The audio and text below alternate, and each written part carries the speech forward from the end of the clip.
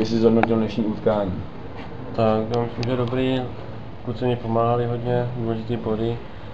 Byli jsme za to rádi, že jsme vyhráli, ještě když přijel Olomouc, teda na druhém místě. Asi to všechno. V Boleslavi budeš taky chytat nebo ne? To se ještě neví, všechno se záleží, co Chombuto, jestli Hany přijde nebo ne. Všechno záleží, se rozhodne během zítřka. Možná, že budu chytat já, možná Hany, možná Kachna, neví se ještě. Jo, díky. Jak by si zhodnotil dnešní utkání? Náročný, no, tak my teďka máme za sebou dost náročný utkání, ještě jedno před sebou hodně náročný, jako bez z té silné 5, 6. Co jsme očekávali, to se taky splnilo, no, přijeli hrát jakoby dobrý hokej a to taky udělali, no. Jak se těší na zápas do Boleslavy?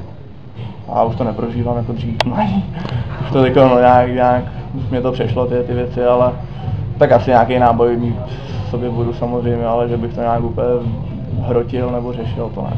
Co si myslíš, že rozhodl dnešní utkání? Góly, že jsme dali 3, oni 2.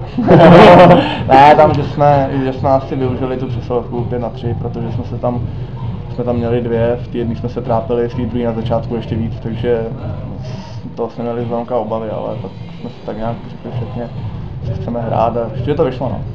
No, díky. By si zhodnotil dnešní utkání? Tak dneska opět velice těžké utkání. Myslím, že jsme začali dobře. Tam jsme se dostali do vedení a škoda toho gólu, co jsme dostali, ale jinak hráli jsme dobře střední pásmo.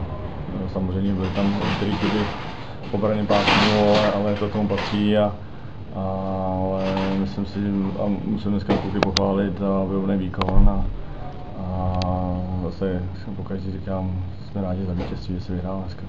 Nejlepší hráč podle vás? Já říkám po několikátý nejlepší hráč nebudu hodnotit, prostě vyhrál si manča. A jak byste zhodnotil výkon toho Honzy Strmeně, který nastoupil do druhého zápasu? Honza Strmeň, velice dobrý výkon, samozřejmě jsme rádi, že to je podpořený vítězstvím a doufám, že tak bude pokračovat dál. A co čekáte od zápasu v Boleslavi? Zase výhrách v Ústí. Pojedem tam pokusit něco uhrát, no. Je těžké utkání a snad něco přivezem. Bude Ondra Kaši nastupovat ještě do dalších utkání? Určitě bude. No.